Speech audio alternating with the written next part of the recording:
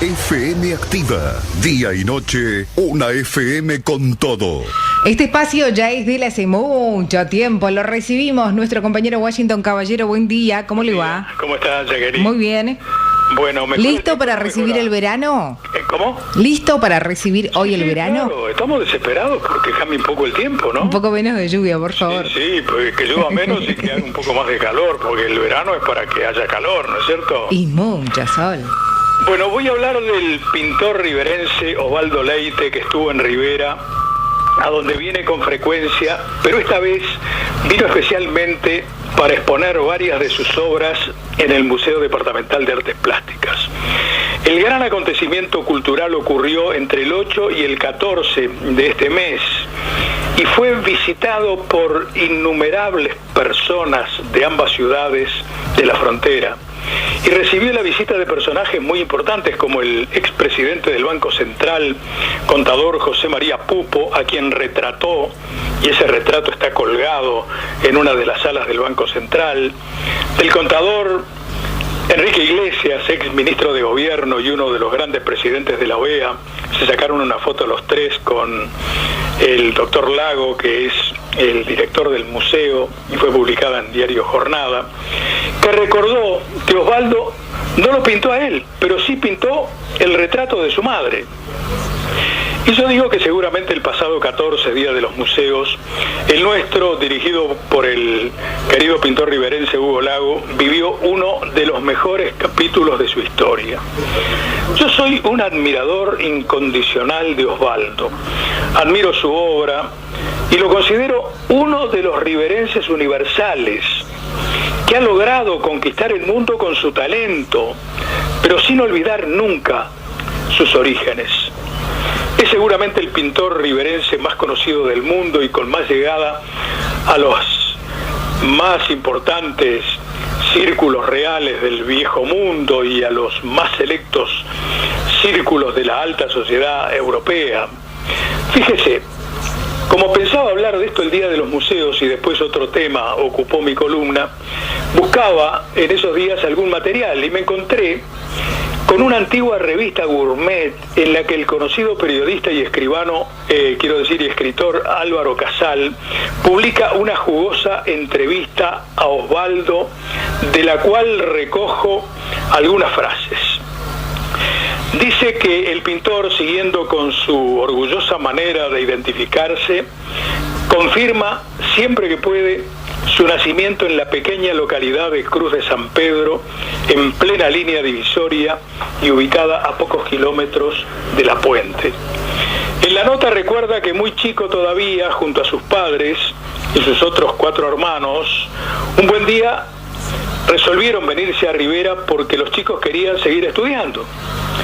Con 9 años ingresó a la recién fundada Escuela Taller de Artes Plásticas, donde tuvo como profesores de escultura a Nemesio Suárez y como profesor de pintura a Osmar Santos, que ha sido decisivo en su carrera y aparece junto a ellos en una de las fotos que publica Jornada. Digo, ¿por qué decisivo en su carrera? Porque lo empujó a Osvaldo a radicarse en Montevideo en busca de desarrollar su enorme talento.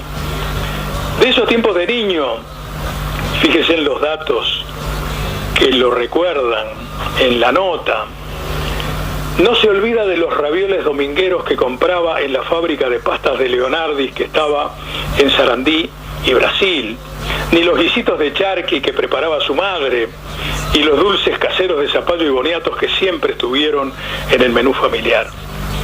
Cuenta que a los 20 años, y confiando en su talento, se radica en la capital del departamento de San José, en San José de Mayo, donde asume como profesor del Liceo Departamental. Paralelamente funda su taller de pintura, se casa y decide un buen día, y pasado unos pocos años, con su esposa y sus 3 primeros hijos, lanzarse a la quijotesca aventura de conquistar Europa. Y llega a España en el año 1977. Se instala primero en Baleares. Empieza a vivir de sus cuadros.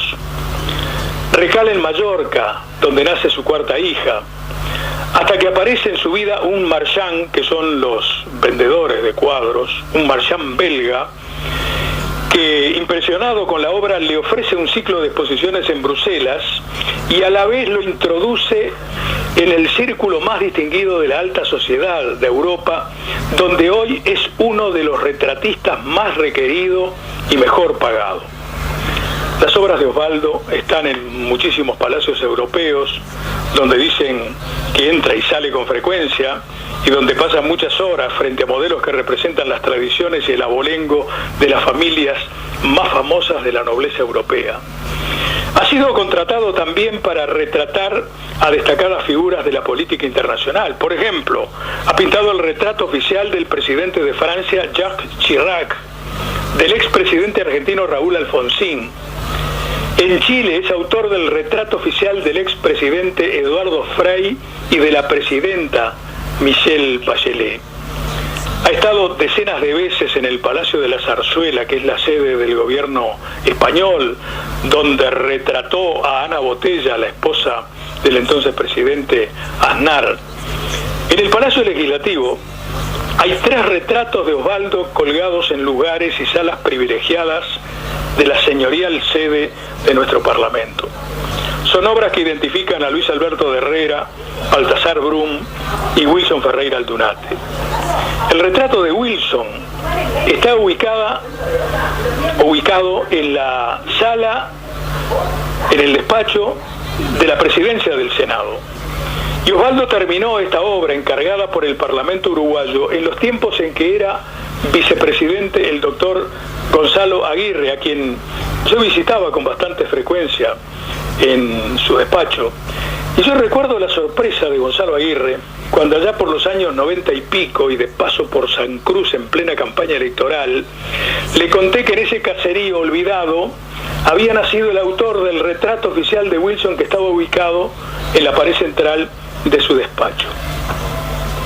No se imaginan la sorpresa que tuvo el vicepresidente. Hace mucho tiempo que no veo a Osvaldo. Por eso lamenté sinceramente no haber podido asistir a la exposición que presentó nuestro Museo de Artes Plásticas. La última vez que asistí a varios cuadros del pintor, entre ellos algunos paisajes de Santana do Livramento, tiene varios cuadros de nuestra ciudad, de algunos de nuestros cerros, fue en una exposición que organizó Julito López en su galería Bajo Techo, que estaba entonces ubicada en Sarandí, casi Carámbula. Y en aquella oportunidad estuvimos largamente conversando, mirando la obra, oyendo anécdotas. Y yo le confieso que lamenté mucho no haber tenido el dinero disponible para comprarme uno de sus famosos arlequines, porque habían 4 o 5 arlequines colgados en las paredes de Bajo Techo. En jornada leí que en declaraciones a la prensa local, Osvaldo sigue siendo un gran uruguayo y un mejor riverense. Dijo, por ejemplo, que ve la vida de aquí mucho más linda que en Francia y en Bélgica, y que Rivera es un maravilloso lugar para vivir.